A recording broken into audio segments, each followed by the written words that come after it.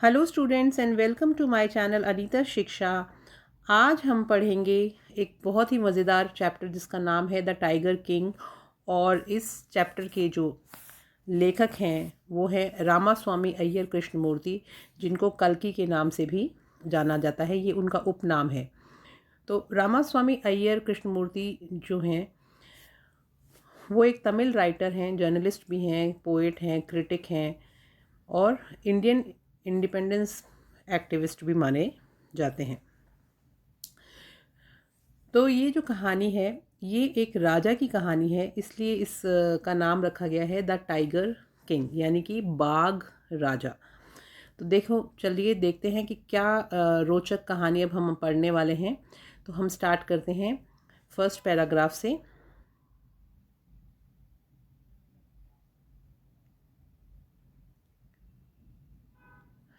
The Maharaja of Pratibandapuram is the hero of this story.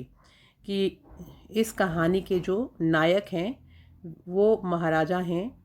जो कहाँ के महाराजा हैं? प्रतिबंधपुरम नाम की एक जगह है, वहाँ के वो राजा हैं। ही मे बी आइडेंटिफाइड एज, यानी उस उन्हें कई नामों से जाना जाता है, जैसे जमींदार जनरल, किलेदार मेजर, सतव्याग्र संहारी, महाराजा धीराज विश्व भुवन सम्राट, sir Jilani Jung Jung Bahadur, MAD, ACTC और CRCK।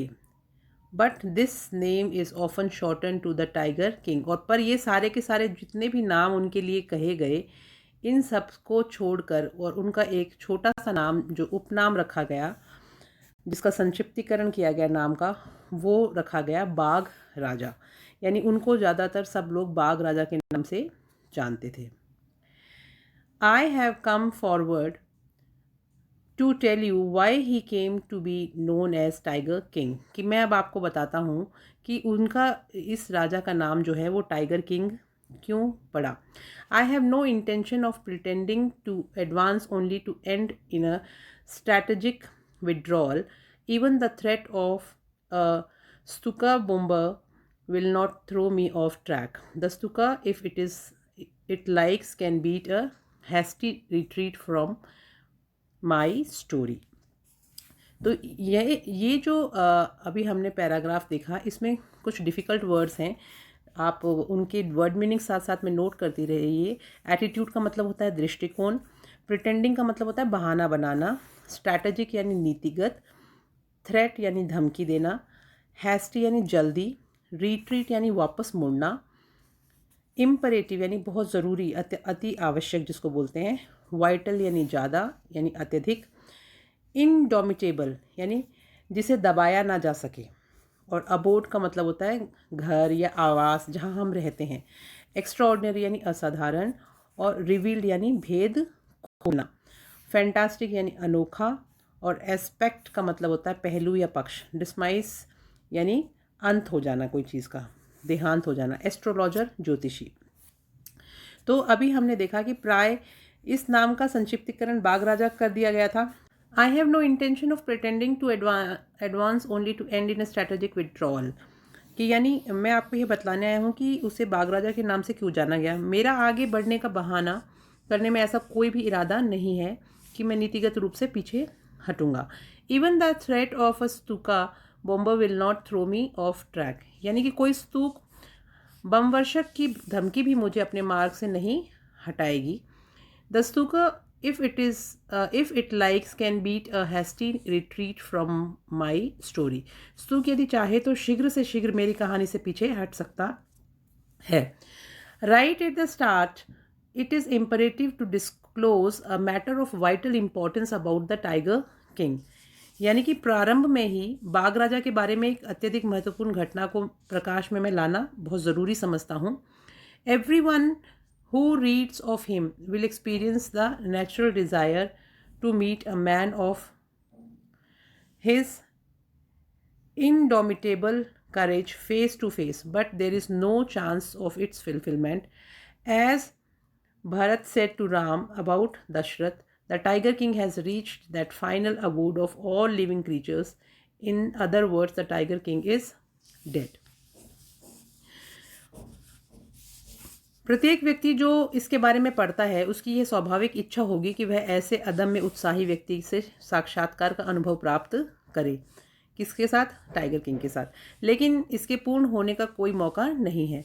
जैसा कि भरत ने दशरथ के बारे में राम से कहा था, उसी प्रकार बाघ राजा सभी जीवित प्राणियों के अंतिम घर यानी निवास पर जा चुका था। अन्य शब्दों में बाघ राजा मर चुका था।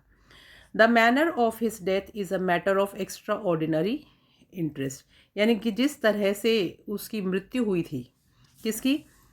असामान्य रुचि का है। उसकी मृत्यु का जो ढंग है वो एक असामान्य रुचि का है।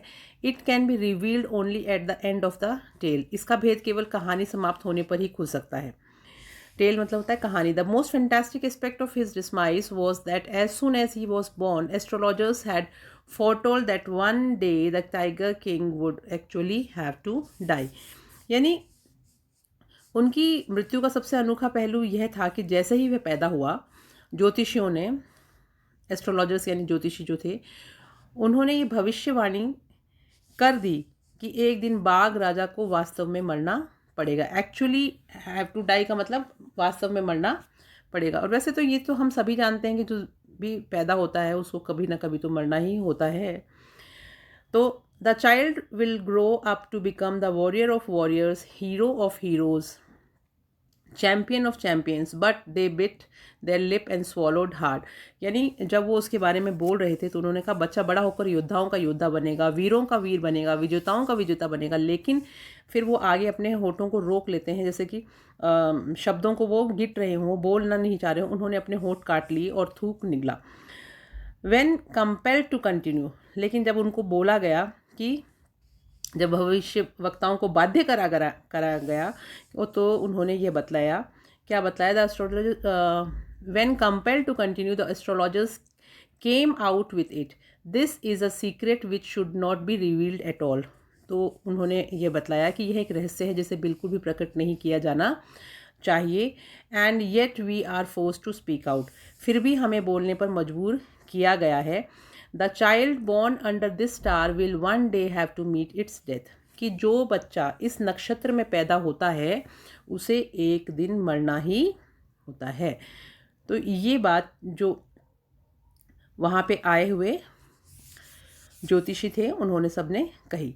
At that very moment a great miracle took place, और उसी क्षण एक महान दैविक चमत्कार हुआ। मिराकल यानी चमत्कार होना। An astonishing phrase emerge from the lips of the 10-day-old, यानी एक बहुत ही, उस दिन बच्चे की उम्र कितनी थी? सिर्फ 10 दिन थी। और ओल्ड जिलानी जंग बहादुर, ओ wise prophets, everyone stood transfixed इन सुपरफेक्शन। तो हुआ ये कि उस 10 दिन की आयु वाले जिलानी जंग बहादुर के होठों से एक आश्चर्यजनक वाक्यांश निकला, ओ बुद्धिमान संतो। They looked widely at each other and ब्लिंक्ड। प्रत्येक व्यक्ति मूर्खता से जड़ होकर रह गया। उन्होंने एक दूसरे की तरफ ध्यान से देखा और आंखें ब्लिंक्ड यानी आंखें बंद खोलना यानी मिचमिचाई।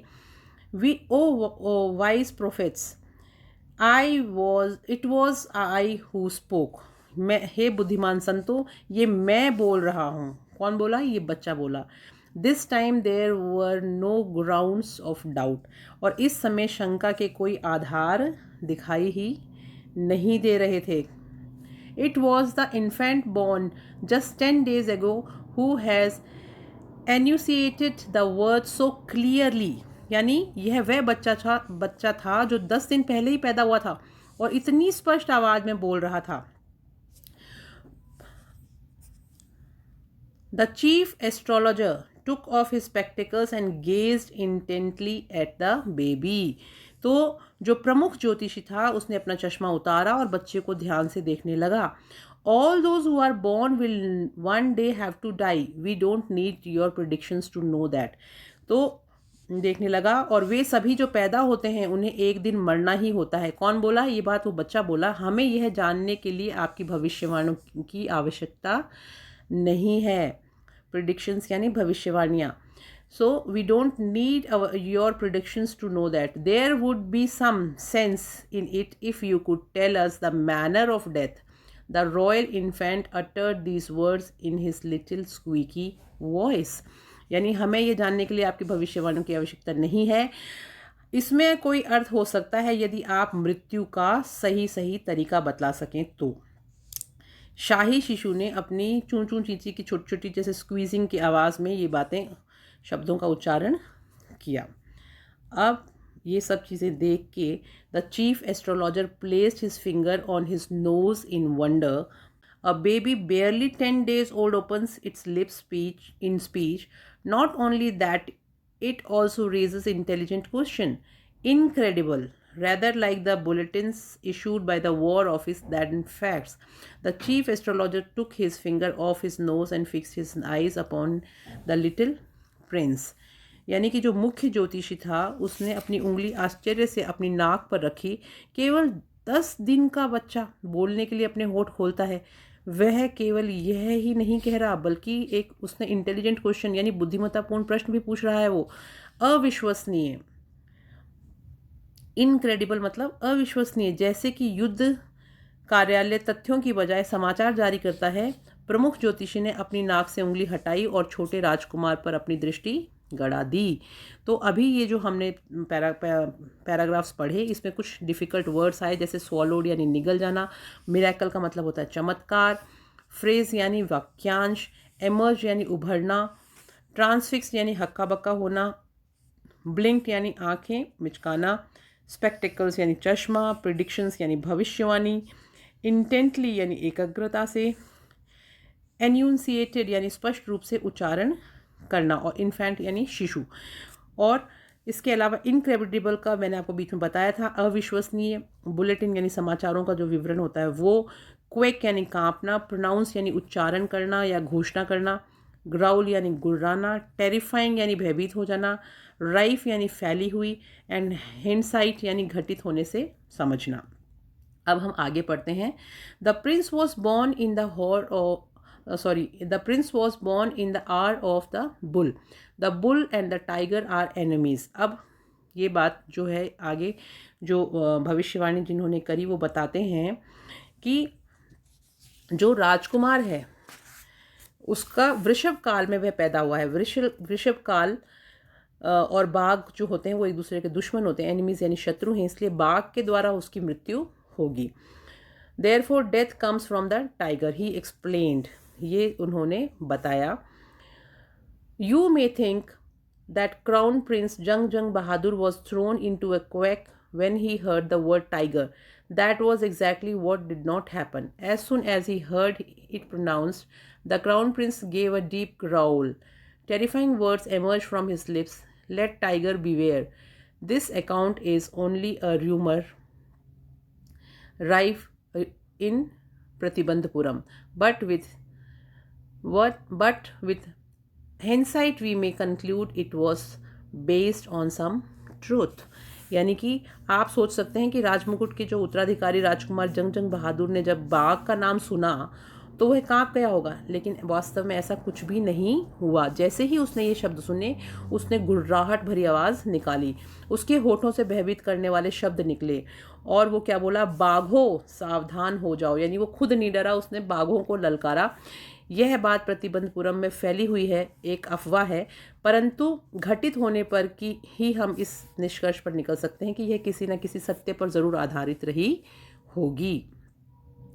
Crown Prince Jung Jung Bahadur grew taller and stronger day by day. No other miracle marked his childhood days apart from the event already described. The boy drank the milk of English cow, was brought up by English nanny, tutored in English by an Englishman, saw nothing but English films, exactly as the crown princes of all the other Indian states did. When he came at the age of 20, the state which had been with the courts of wards until then came into his hands. यानी कि राजगद्दी का उत्तराधिकारी राजकुमार जंग जंग बहादुर दिन प्रतिदिन लंबा और शक्तिशाली होता रहा। और पूर्ण में जो वर्णित घटना है उसके अलावा उसके बचपन में कोई और चमत्कार नहीं हुआ। उसके बाद में जो बच्चा था वो अंग्रेज़ी गाय का दूध पीता था। एक अंग्रेज़ी नौकरानी धाय के द्वारा उसका पालन पोषण किया गया था और एक अंग्रेज़ अध्यापक के द्वारा उसको पढ़ाया गया। अंग्रेज़ी फिल्मों के अलावा वह कुछ नहीं देखता था। ठीक उसी प्रकार जैसे अन्य भारतीय राज्यों के जो सिंहासन के जो उत्तराधिकारी या राजकुमार होते हैं वो जो करते हैं वैसे वही सब चीज़ें वो करता था। जब वह 20 वर्ष का हुआ तो राज्य की सत्ता जो तब तक उसके संरक्षणों के अधीन थी उसके हाथों में आ गई, यानी कि अब उसको राजा बना दिया गया था। और जब राजा वो बना तो क्या हुआ? But everyone in the kingdom remembered the astrologers predictions, many continued to discuss the matter, slowly it came to Maharaja's ear. यानी कि लेकिन राज्य के प्रत्येक व्यक्ति को ज्योतिषी की भविष्यवाणी याद थी। बहुत से लोगों ने इस विषय पर चर्चा करना आरंभ कर दिया। धीरे धीरे यह बात महाराजा के कानों तक पहुंच गई। There were innumerable forest in the Pratibandhapuram state. They had tigers in them. The Maharaja knew the old saying, "You may kill even a cow in self-defense." There could certainly be no objection in killing tigers in self-defense. The Maharaja started out on a tiger hunt. तो लेकिन जो प्रतिबंधपुरम राज्य में अनगिनत जंगल थे और उनमें बाघ भी थे। महाराजा अपनी पुरानी कहावत जानते थे कि आपको आत्मरक्षा के लिए अगर किसी गाय को भी मारना पड़े तो आप उसको मार सकते हो क्योंकि आप अपनी रक्षा कर रहे हो। तो निश्चित रूप से आत्मरक्षा में बाघों को मारने पर कोई एतराज़ नहीं होगा, उनके दिमाग में ये बात थी। और महाराजा ने बाघ का शिकार प्रारंभ कर दिया। The Maharaja was thrilled beyond measure when he killed his first tiger. He sent for the state astrologer and showed him the dead beast.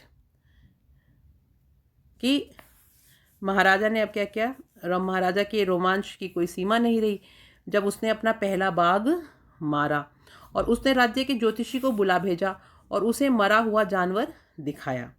क्यों दिखाया राजा ने उस ज्योतिषी को वो बाघ? क्योंकि वो ये दिखाना चाहता था कि देखो, तुम तो कह रहे थे कि मेरी मृत्यु एक बाघ से होगी, मैंने बाघ को मार दिया। What do you say now? He demanded. अब तुम क्या कहते हो? उसने ये प्रश्न किया। Your Majesty may kill 99 tigers in exactly the same manner, but the astrologer drawled, but what? Speak without fear. तो महाराजा धीराज, ठीक इसी प्रकार से 99 बाघों को तो आप मार सकते हो, लेकिन फिर वो ज्योतिषी जो थोड़ा था वो उसकी आवाज़ धीरे पड़ गई क्योंकि वो डर गया कि कहीं राजा उसको कोई सज़ा ना दे दे। तो उसने कहा कि तुम चुप रहो और बिना भय के तुम भयमुक्त होकर कहो कि क्या कहना चाहते हो। But you must be very careful with the 100th tiger. तो उसने कहा किंतु आपको 100वें बाघ से बहुत सतर्क रहना पड़ेगा. What if the 100th tiger were also killed. जब तो राजा ने कहा कि अगर 100वां बाघ भी मार गिरा जाएगा तब क्या होगा. Then I will tear up all my books on astrology, set fire to them, and I shall cut off my tuft, crop my hair short, and become an insurance agent. The astrologer finished on an incoherent note. तो ये बहुत बड़ी बात उस वैज्ञानिक जो भविष्य व्यक्ता था उसने कह दी. उसने क्या कहा कि अब जब 100वां बाघ भी मार गिराया जाएगा तब क्या होगा. जब राजा ने ये कहा तो उसने कहा तब मैं अपनी तमाम ज्योतिष की पुस्तकें जो हैं वो फाड़ डालूंगा, उनको आग लगा दूंगा और मैं अपनी चोटी काट लूँगा. चोटी एक पंडित के लिए बहुत इंपॉर्टेंट होती है, टफ्ट यानी चोटी.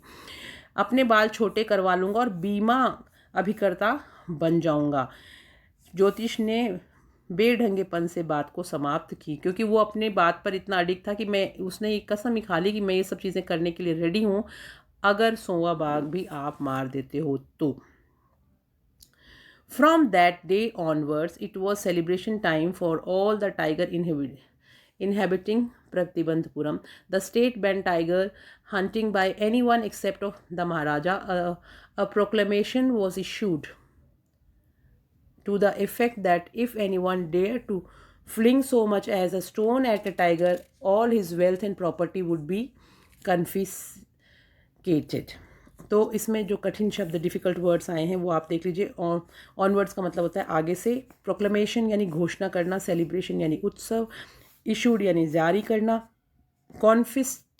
कॉन्फिस्केटेड, कॉन्फिस्केटेड का मतलब होता है संपत्ति पर कब्जा करना।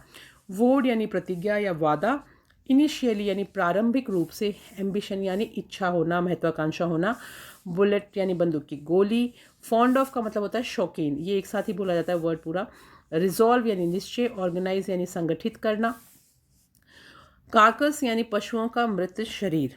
और रिलेंट यानी दया करना या नरमी बरतना। डेलिबरेशंस यानी विचार विमर्श करना। रिटेन यानी रखना या अधिकार में बनाए रखना। तो उसी दिन से प्रतिबंधपुरम में रहने वाले सभी बागों का उत्सव काल प्रारंभ हो गया। राज्य में महाराजा के अतिरिक्त सभी पर बाघ के शिकार पर प्रतिबंध लगा दिया गया। एक घोषणा तुरंत प्रभाव से जारी कर दी गई कि यदि किसी ने बाघ को एक पत्थर भी मारा तो उसकी सारी संपत्ति को, जायदाद को जब्त कर लिया जाएगा। The Maharaja vowed he would attend to all other matters only after killing the 100 tigers. और महाराजा ने शपथ ली कि वे राजकाज के सारे जितने भी मामले हैं उसको 100 बाघ मारने के बाद ही निपटाएंगे। इनिशियली यानी प्रारंभिक रूप से the king seemed well set to realise his ambition, not that he faced any danger. There were times when the bullet missed its mark, the tiger leapt upon him and he fought the beast with his bare hands, each time it was Maharaja who won. तो जो राजा ने ये जो अपनी महत्वाकांक्षा थी इसको सबको बता दिया कि अब प्रारंभिक रूप से महाराजा की महत्वाकांक्षा को अच्छी तरह महसूस करता हुआ प्रतीत हो रहा था। ऐसा ही नहीं, उसने खतरे का सामना ना किया हो ऐसा नहीं हो सकता है। एक बार ऐसा हुआ कि बंदूक की गोली का निशाना चूक गया। बाघ उस पर झपट पड़ा। किस पे? बंदूक पे।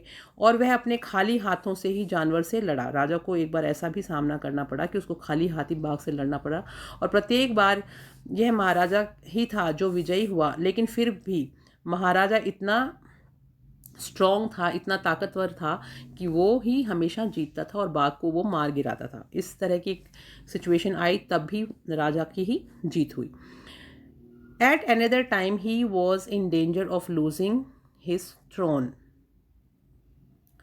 A high-ranking British officer visited Pratibandhpuram. He was very fond of hunting tigers and founder of being photographed with the tigers he had shot. And as usual, he wished to hunt tigers in Pratibandhpuram, but the Maharaja was firm in his resolve. He refused permission. I can organize any other hunt. You may go on a boar hunt. You may conduct a mouse hunt. We are ready for mosquito hunt, but tiger hunt, that is impossible. तो एक बार क्या हुआ, एक अन्य समय उसे अपना सिंहासन खोने के खतरे का भी सामना करना पड़ा। कैसे? एक उच्च पद पर ब्रिटिश अधिकारी जो था वो प्रतिबंधपुरम का दौरा करने आया। वह बाघों का शिकार करने का बहुत शौकीन था और जिन बाघों को वो मारता था उसके साथ वो फ़ोटो भी खिंचवाता था। इससे भी ज़्यादा शौकीन कोई हो ही नहीं सकता था, यानी राजा से ज़्यादा शौकीन था, फ़ोटो भी खिंचवाता था। उसने हमेशा की तरह प्रतिबंधपुरम में भी शिकार करने के लिए इच्छा जाहिर करी, लेकिन महाराजा ने जो अपने निश्चय पर अडिग थे उन्होंने आज्ञा देने से मना कर दिया। मैं आपके लिए किसी दूसरे शिकार का इंतज़ाम कर दूंगा, ये बात राजा ने कही। आप सुअर का शिकार पर जा सकते हो, आप चूहे के शिकार पर का आयोजन मैं आपके लिए कर सकता हूँ, मच्छर का शिकार के लिए मैं तैयार हूँ, लेकिन बाघ का शिकार यह तो संभव ही नहीं है। क्योंकि बाघों को मारने की तो राजा ने स्वयं कसम खा रखी थी। The British officer secretary sent word to Maharaja through the Diwan that the Durai himself did not have to kill the tiger. The Maharaja could do the actual killing.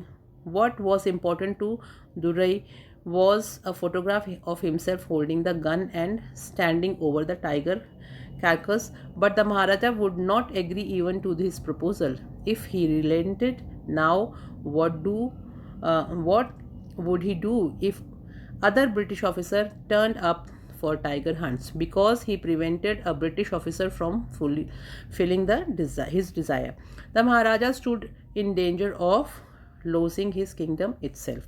तो यानी महाराजा और जो अंग्रेज़ अधिकारी के सचिव के दीवान के माध्यम से महाराजा को एक संदेश पहुंचाया गया कि दुर्राय यानी एक दूसरा एक अंग्रेज़ी अधिकारी था, उसने स्वयं बाघ का शिकार, वो उसने कहा वो बाघ का शिकार नहीं करेगा। वास्तव में शिकार महाराजा खुद कर सकते हैं, लेकिन उसको तो खाली उस मरे हुए जो बाघ होगा उसके पास में हाथ में बंदूक लेके उसके पास फ़ोटो खिंचवानी है। लेकिन महाराजा ने इस प्रस्ताव को भी सहमति नहीं दी।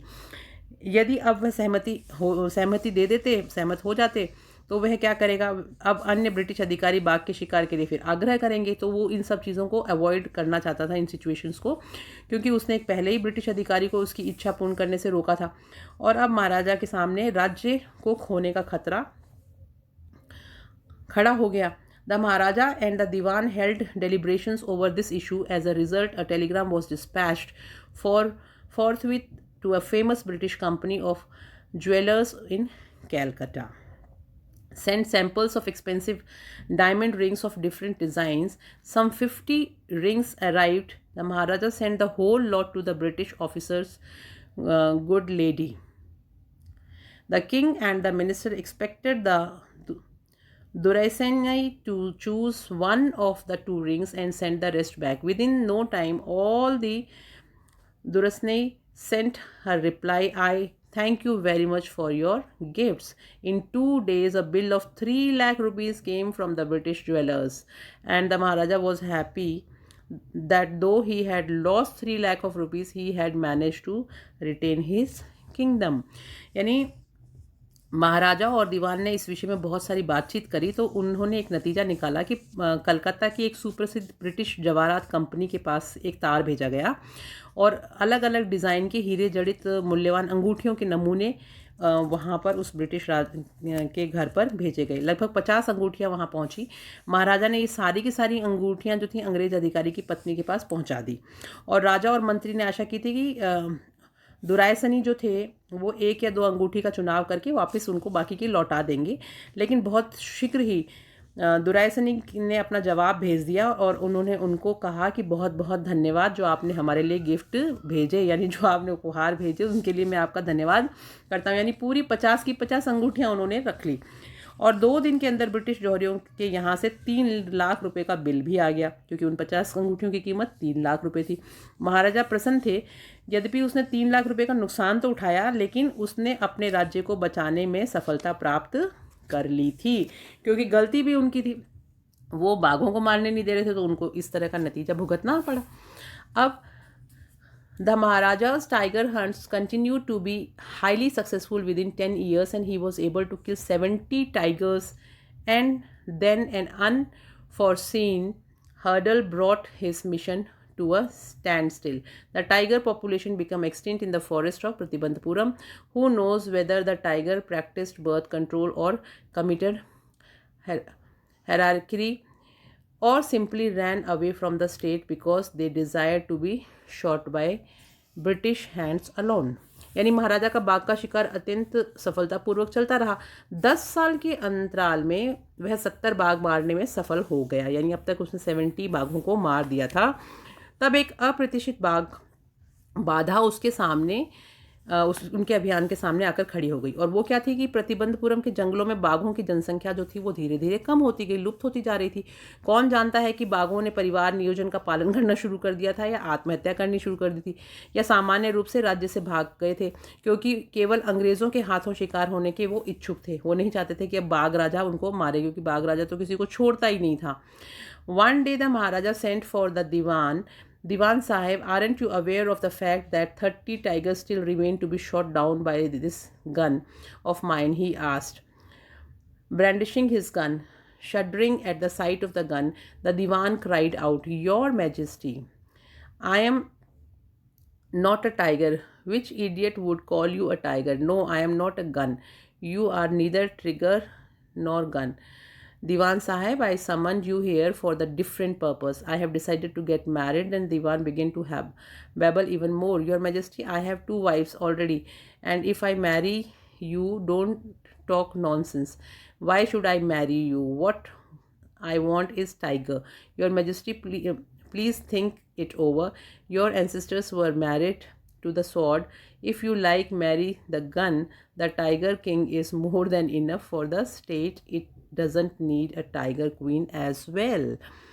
तो अब क्या हुआ, जब वहाँ पे ख़त्म हो गए बाघ तो महाराजा ने दीवान को बुलाया और दीवान साहब, क्या आप इस तथ्य से अनभिज्ञ हैं कि मेरी इस बंदूक द्वारा 30 बाघों को तो मैंने मार दिया है, नहीं 30 बाघ मारने अभी बाकी हैं, 70 को तो मैं मार चुका हूँ। उसने गुस्से से अपनी बंदूक हवा में घुमाते हुए पूछा। बंदूक से डर जब उन्होंने घुमाई तो दीवान साहब कांपने लगे और वो दीवान जी चिल्लाए कि महाराजा धीराज, मैं बाघ नहीं हूँ कि आप मुझे मेरी तरफ क्यों इस बंदूक की गोली को कर रहे हैं? कौन बेवकूफ़ तुम्हें बाघ कहेगा? राजा ने कहा, नहीं, और मैं बंदूक नहीं हूँ, आप ना तो बाघ हैं और ना बंदूक हैं। दीवान साहिब, मैंने आपको यहाँ एक अलग उद्देश्य के लिए बुलाया है, मैंने शादी करने का निश्चय किया है। राजा ने अपनी इच्छा जाहिर करी। दीवान और भी अधिक बड़बड़ाने लगा। महाराजा धीराज, वो कहते हैं कि मेरी तो पहले से ही 2 पत्नियाँ हैं और यदि मैं आपसे शादी करूँ तो मूर्खता की बातें, तो राजा कहता है मूर्खता की बातें मत करो, मैं आपसे शादी क्यों करूँगा? जो मैं चाहता हूँ वह है बाघ। यानी महाराजा धीराज, कृपया आप इस बात पर विचार कीजिए कि आपके पूर्वजों ने तो तलवार से शादी की, यदि आप चाहें तो बंदूक से शादी कर लें, पर इस राज्य के लिए एक बाघ राजा ही काफ़ी है, इसके लिए एक बाघ रानी की ज़रूरत नहीं है। तो दीवान साहब ये सोचने लगे कि वो चाहते हैं कि मैं किसी बाघ से शादी करूं, लेकिन the Maharaja gave a loud crack of laughter, और ये बात सुन के बहुत हंसी आई राजा को, वो बहुत बुरी तरह से हंसने लगे। I am not thinking of marrying either a tiger or a gun but a girl from the ranks of human being. तो उन्होंने कहा कि मैं ना बाघ या बंदूक से शादी करने की नहीं सोच रहा हूँ, परंतु मानव की श्रेणी में यानी किसी लड़की से शादी करने की मैं सोच रहा हूँ। Maharaja Jang Bahadur killed. First, you may draw up statistics of tiger populations in the different native states. Next, you may investigate if there is a girl I can marry in the royal family of a state with a large tiger population. यानी राजा बहुत ही समझदार था। उसने कहा कि पहले तुम अलग अलग पड़ोसी राज्यों में बाघों की संख्या के आंकड़े लेके आओ और उसके बाद में तुम खोजो कि किसी राज परिवार में शाही लड़की है जिससे मैं के शादी कर सकता हूँ जहाँ पे सबसे ज़्यादा बाघ हों। The Diwan followed his orders. He found the right girl from a state which proposed a large number of tigers. Maharaja Jang Bahadur killed 5 or 6 tigers each time he visited his father-in-law. In this manner, 99 tiger skins adorned the wall of reception hall in the Pratibandapuram palace. यानी दीवान ने उनके आदेशों की पालना की और उसे एक ऐसे राज्य की सही लड़की मिल गई जिस राज्य में बाघों की बहुत ज़्यादा संख्या थी, और जितनी बार भी महाराजा जंग बहादुर अपने ससुर से मिलने जाते थे वो 5-6 बाघों को मार देते थे, उनका शिकार कर लेते थे, और इस प्रकार प्रतिबंधपुरम के महल के स्वागत कक्ष में 99 बाघों की खालें सुशोभित हो गई। यानी अब उन्होंने 99 टाइगर्स को मार गिराया था। The Majesty's anxiety reached a fever pitch when there remained just one tiger to achieve his tally of 100. He had this one thought during the day and the same dream at night. By this time the tiger farms had run dry. Even in his father-in-law's kingdom it became impossible to locate tigers anywhere. Yet only one more was needed.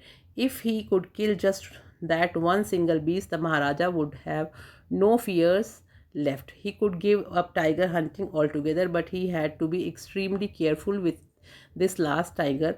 What had the late chief astrologer said? Even after killing 99 tigers, the Maharaja should be beware of the 100th. यानी महाराजा की चिंता उस समय अपनी चरम सीमा पर पहुंच गई जब उसकी 100 बाघों की गणना में केवल एक ही बाकी रह गया। वह दिन भर केवल इसी बात पर विचार करता रहता था और रात को सपने में भी उसको यही दिखाई देता था। इस समय तक वह जो उसके आसपास के जो क्षेत्र थे वहाँ पे सब जगह बाघ खत्म हो चुके थे, और यहाँ तक कि उसके ससुर के राज्य में भी बाघ खत्म हो गए थे। बाघों का कोई पता लगाना ही असंभव हो गया था। केवल एक बाघ की अभी और आवश्यकता थी। यदि वह एक बाघ और उनको मिल जाता और वो उसको मार देता तो वह भयमुक्त हो जाता, राजा इस टेंशन से छूट जाता और साथ ही वह बाघ का शिकार करने का भी त्याग कर देंगे, ये सब राजा ने सोचा था। किंतु उसे इस अंतिम बाघ से बहुत सतर्क रहने की आवश्यकता थी, क्योंकि अंतिम स्वर्गीय प्रधान जो ज्योतिषी ने कहा था कि 99 बाघों को मारने के बाद जो 100वां बाघ होगा ना, उससे महाराजा को बहुत सावधानी बरतनी पड़ेगी। यानी ये पर्याप्त सत्य, आखिरकार बाघ एक जंगली जानवर है. True enough. The tiger was a savage beast after all. One had to be wary of it. But where was that hunted tiger to be found? It seemed easier to find tiger milk than a live tiger.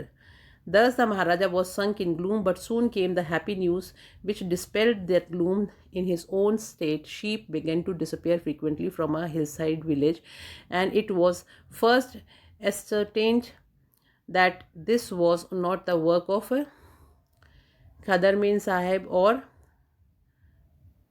अब आगे देखिए कि जब इस तरह की घटनाएं होने लगी और एक ही जब बाघ की तलाश बाकी रह गई तो प्रत्येक को इस तरफ ध्यान रखना चाहिए था. राजा ने कहा कि 100वां बाघ जब कहाँ मिलेगा इसको तुम लोग ढूंढो. बाघ का दूध मिलना बहुत इजी हो गया था, लेकिन बाघ कहीं पर भी दिखाई नहीं देता था. इस प्रकार महाराजा उदासी में डूब गए, लेकिन शीघ्र ही उनकी प्रसन्नता का समाचार मिला, जिससे महाराजा की निराशा दूर हो गई. पहाड़ी के बगल के गाँव में महाराजा के राज्य में जो लगातार भेड़ें गायब होने लगी, उससे यह अनुमान लगाया गया कि यह काम खादेर मियाँ साहब या वीरा सामी नाइकर का तो हो नहीं सकता. दोनों ही पूरी की पूरी भेड़ों को निगल जाने की अपनी योग्यता के लिए प्रसिद्ध थे. निश्चय ही यह कोई बाघ अपना काम कर रहा था. गांव वाले महाराजा को सूचित करने के लिए दौड़ पड़े. तो उन्होंने कहा कि ये तो कोई ऐसा नहीं है कि इनको खा रहा हो. गांव वालों ने महाराजा को बताया कि Maharaja announce 3 years exemption from all taxes for that village and set out on the hunt once. तो जैसे ही महाराजा के पास ये खबर पहुंची तो महाराजा ने क्या किया, उस गांव का 3 साल का लगान माफ़ कर देने की घोषणा कर दी और तुरंत शिकार के लिए वो प्रस्थान कर गए, क्योंकि उनके लिए उस आखिरी बाघ को मारना बहुत ज़रूरी था. The tiger was not easily found. It seemed as if it had wantonly hid itself in under to flout the Maharaja's will. The Maharaja was equally determined. He refused to leave the forest until the tiger was found. As the days passed, the Maharaja's fury and obstinacy mounted alarmingly. Many officers lost their job. अब क्या हुआ कि बाघ आसानी से तो नहीं मिला. ऐसा दिखाई देता था कि मानो उसने चंचलता से महाराजा की इच्छा पूरी करने से इनकार कर दिया हो और वो यहाँ कभी वहाँ छुप रहा है, कभी यहाँ छुप रहा है. महाराजा ने भी सामान्य रूप से दृढ़ निश्चय कर रखा था कि उसने भी बाघ से मिलने तक जंगल ना छोड़ने की कसम खा ली और वो वहीं पर रहे. जैसे जैसे दिन बीतते गए, महाराजा का गुस्सा और जिद और भी ज़्यादा बढ़ती चली गई और बहुत सारे अधिकारियों को नौकरी भी चली गई. One day when the rage was at its height, the Maharaja called the Diwan and ordered him to double the land tax forthwith. यानी एक दिन जब महाराजा का गुस्सा चरम सीमा पे पहुंच गया, क्योंकि उनको वो मिल ही नहीं रहा था बाघ, तो महाराजा ने दीवान को बुलवाया और उसने तुरंत लगान दुगना करने के आदेश दे दिए. जिस जगह पे माफ़ किए थे वहाँ पे अब दुगना कर दिए. लोग असंतुष्ट हो जाएंगे, तब हमारा राज्य भी भारतीय राष्ट्रीय कांग्रेस का शिकार बन जाएगा. The people will become discontented, and then our state too will fall a prey to the Indian National Congress. In this case, you may resign from your post, said the king.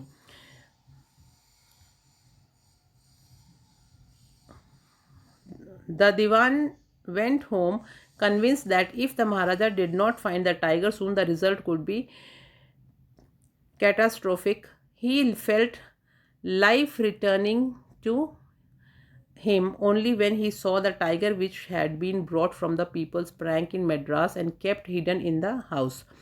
At midst, when the town slept in peace, the Diwan and his aged wife dragged the tiger to the car and showed it to the seat.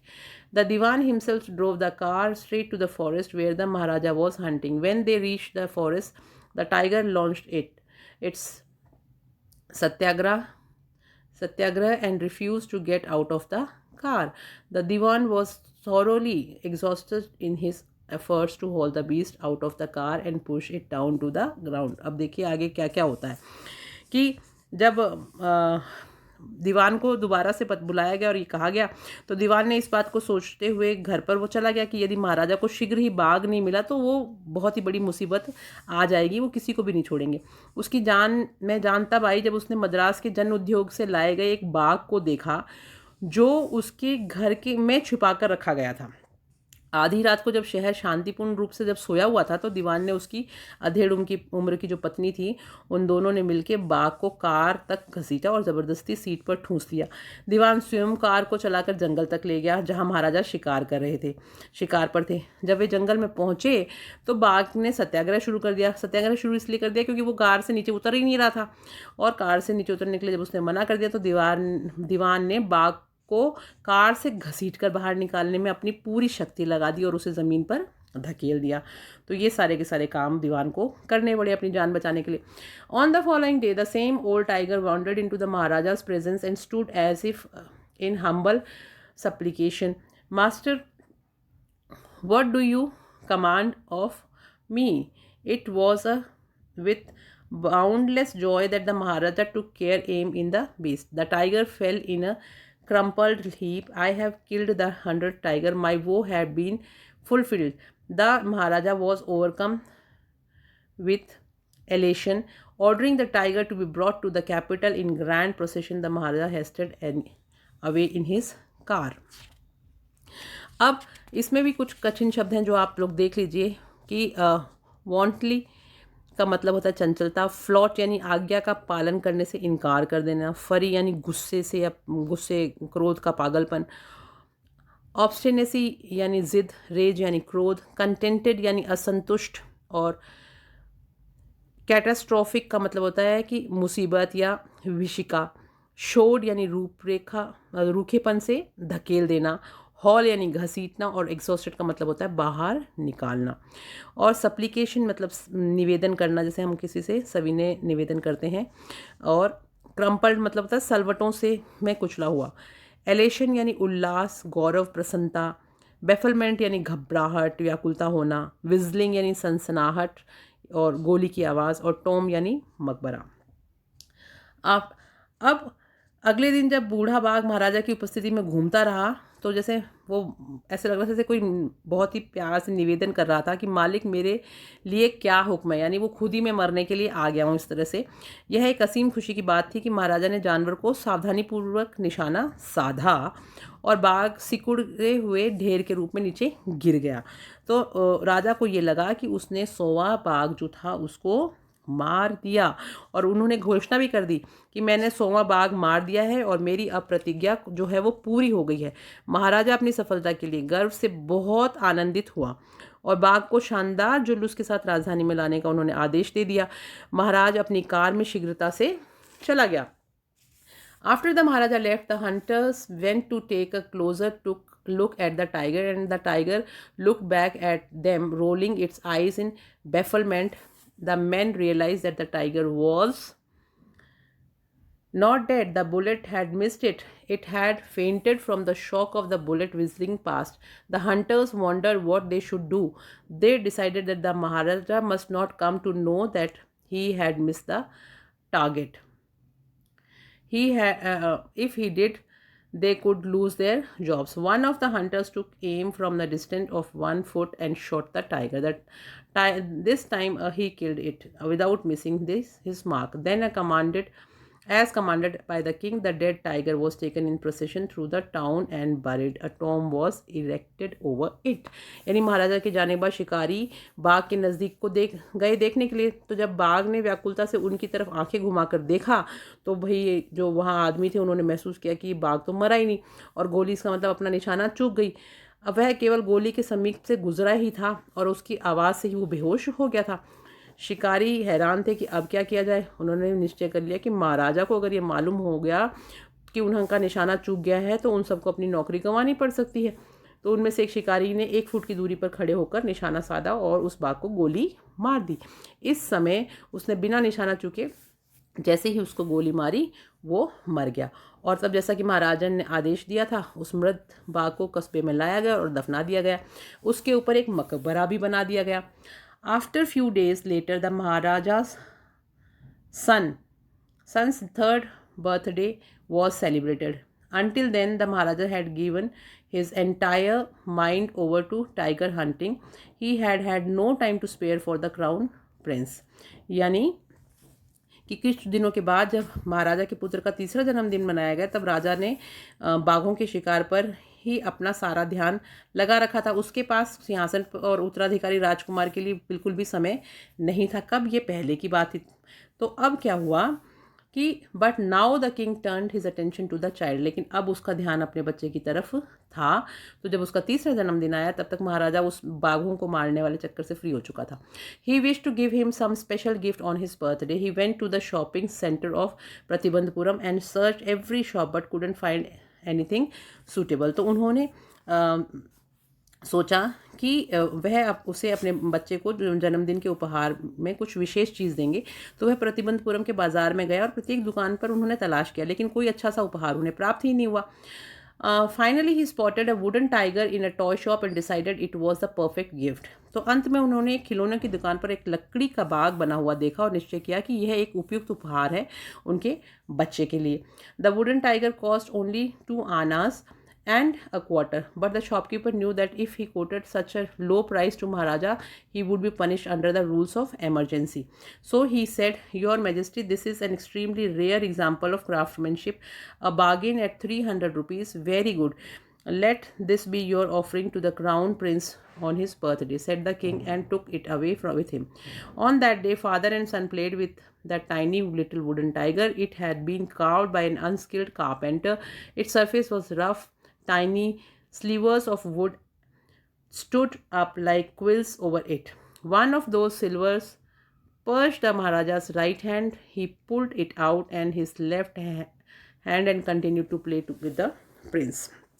अब जब उनको वो एक वहाँ पे एक लकड़ी का खिलौना, अंत में उन्होंने एक खिलौने की दुकान लकड़ी की का बना हुआ बाग देखा और निश्चय किया कि अब मैं ये मेरे बच्चे के लिए बिल्कुल सही उपहार है। लकड़ी के बाग की कीमत केवल 2.25 आना थी, लेकिन दुकानदार जानता था कि यदि वह इतनी कम कीमत महाराजा को कहेगा तो राज्य के कानून के अनुसार उनको दंड दिया जाएगा।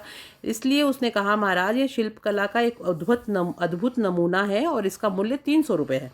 बहुत अच्छा, यह तुम्हारी तरफ से सिंहासन के उत्तराधिकारी राजकुमार को उसके जन्मदिन पर भेंट दिया जाएगा, राजा ने कहा और अपने साथ वो जो बाग था वो उसको ले गए। उस दिन पिता और पुत्र उस छोटे से लकड़ी के बाग के साथ खेलते रहे और यह एक अकुशल कारीगर द्वारा तराशा गया था।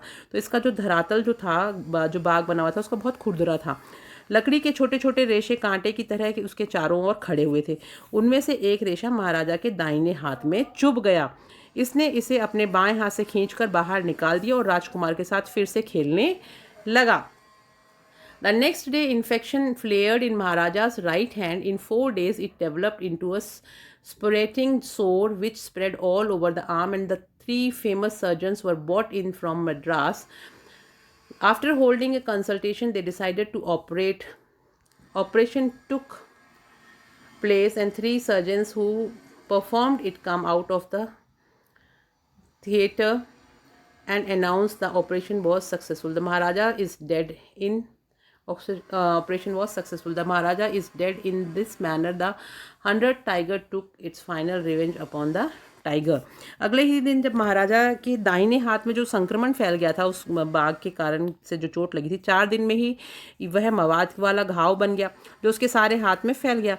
मद्रास के 3 प्रसिद्ध शल्य चिकित्सक बुलाए गए और आपस में विचार विमर्श करने के बाद में उन्होंने शल्य चिकित्सक ने उनका इलाज करने का निश्चय किया और वो इलाज शुरू हो गया और तीनों ने शल्य चिकित्सा कक्ष से बाहर निकले और उन्होंने घोषणा करी कि ऑपरेशन सफल रहा, महाराजा मर गए हैं।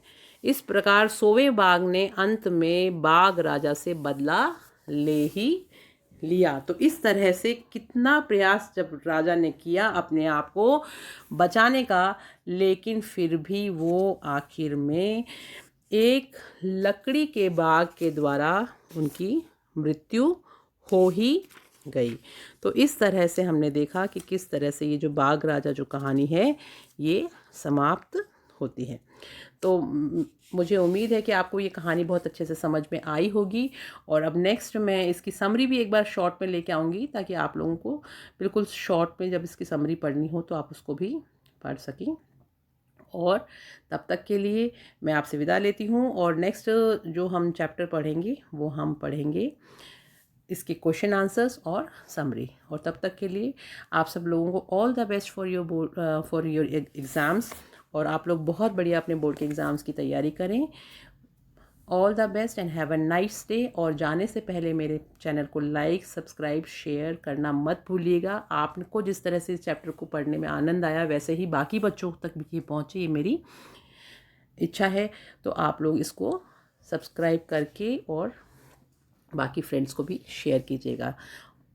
Okay, have a nice day and thank you, bye bye.